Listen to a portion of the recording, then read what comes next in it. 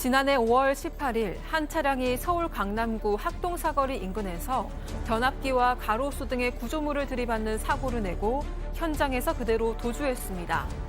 사고를 낸 운전자는 다름 아닌 아역 배우 출신의 김세론 씨였는데요. 당시 만취 상태로 운전을 했다는 사실이 드러났고 결국 법정에 섰습니다. 김세론 씨 측은 지난 8일에 열린 첫 재판에서 생활고에 시달린다며 선처를 호소했는데요. 이를 바라보는 대중의 시선은 싸늘하기만 합니다.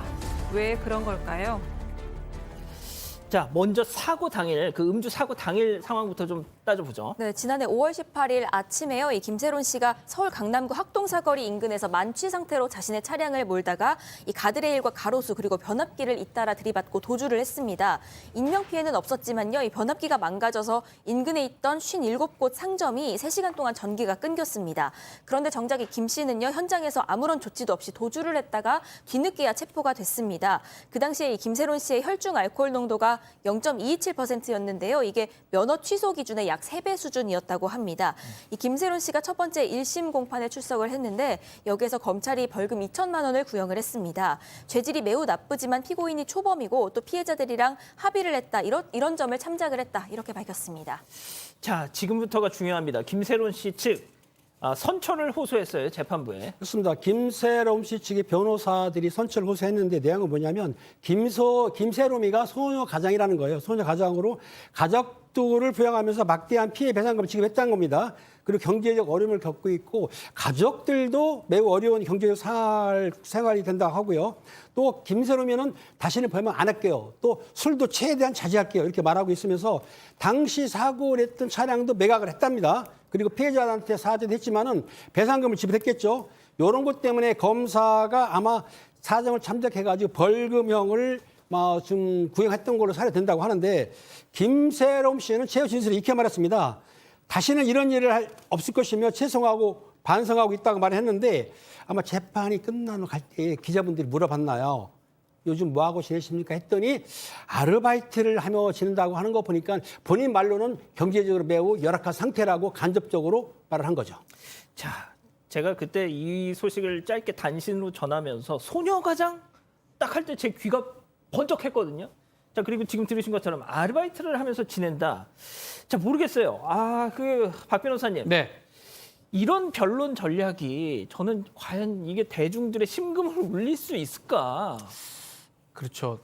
저도 변호사이기 때문에 사실은 의뢰인이죠. 의뢰인이나 피고인이 원하는 대로 이제 해놓은 측면도 있습니다. 그렇지만 전략적으로 봤을 때 소녀 가장이 아니잖아요. 우리가 말하는 일반적인 소녀 가장은 정말 어렵게 살고 소녀 가장이 음주운전 한다는 얘기는 들어본 적이 잘 없거든요.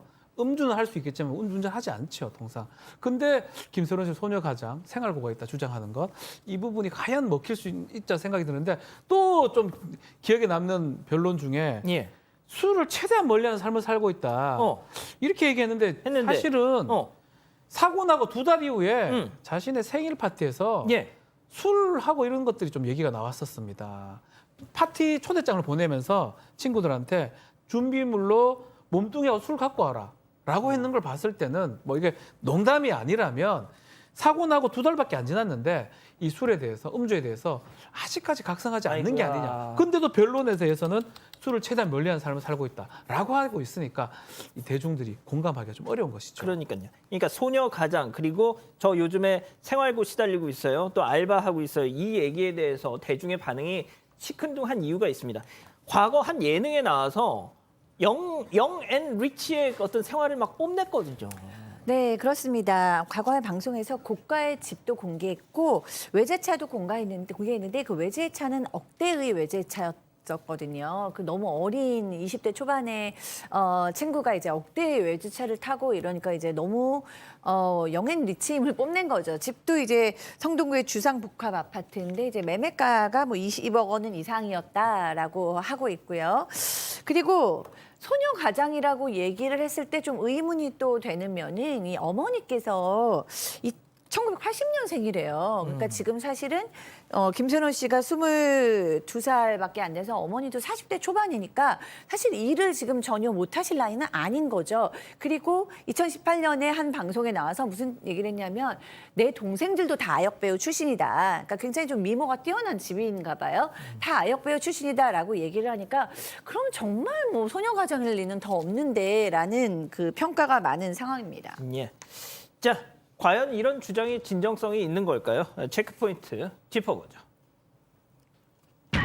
전관 변호사 플렉스가 무슨 얘기예요? 네, 전관 변호사를 선임했다는 건데요. 일단 처음에 김세론 씨는 변호사 4명을 법률 대리인으로 선임을 해서 대응을 했습니다. 그런데 한 달 만에 검찰에 송치가 되니까요. 이 또 다른 법무법인의 변호사 2명을 추가로 선임을 합니다. 그런데 이 해당 법무법인은 국내 10대 로펌에 속합니다.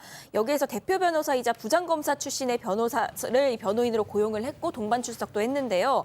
정말 공교롭게도 이 심리를 맡은 판사랑 그 전관 변호사가 같은 대학을 나온 동문지간이었다고 합니다. 아, 전관 이거 네. 비용이 장난 아닐 텐데. 그렇죠. 뭐 비용을 제가 다 말씀드리긴 좀 어려운데 꽤 많은 비용을 들였을 겁니다. 지금 결국은 법무법인 2군데가 선임이 된 겁니다. 또 한 법무법인은 10대 대한민국 10대 로펌이라고 하니까요. 상당한 비용을 들었고 또 전관이라면 또 우리가 일반적으로 알듯이 많은 돈이 들어갑니다. 예. 뭐 저는 뭐 변호인의 조력을 받을 권리 그거를 그렇죠, 탓할 수는 그렇죠. 없습니다. 예. 그러면 돈 얘기를 하면 안 되는 거예요. 아, 내가 돈을 많이 못 번다, 아르바이트를 하고 있다, 소녀가장이다 하면 안 되는 게 지금 얼핏 계산해도 제가 얼마인지 대충 알겠거든요. 아, 진짜? 저희 알죠, 당연히. 아. 저 같은 사람이 아주 그렇죠, 그렇죠. 낮죠.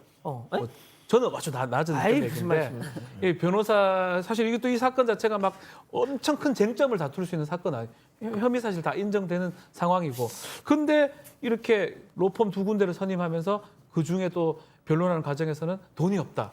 말하는 게 과연 공감이 될 수 있을까요? 그 생각이 듭니다.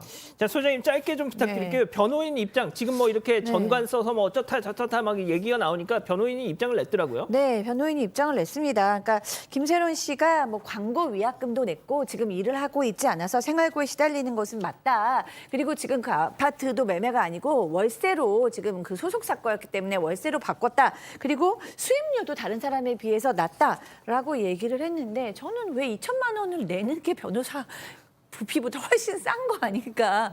일반인으로서 그런 아주 단순한 생각이 들어서 진짜 이해는 잘 안 됩니다. 예. 아무튼 뭐 지금까지 나왔던 광고 이런 거에 대한 또 위약금, 사회적 무리를 일으킨 데 따른 위약금을 많이 물게 되면서 생활고에 시달리고 있다라는 변호인의 반론이었습니다.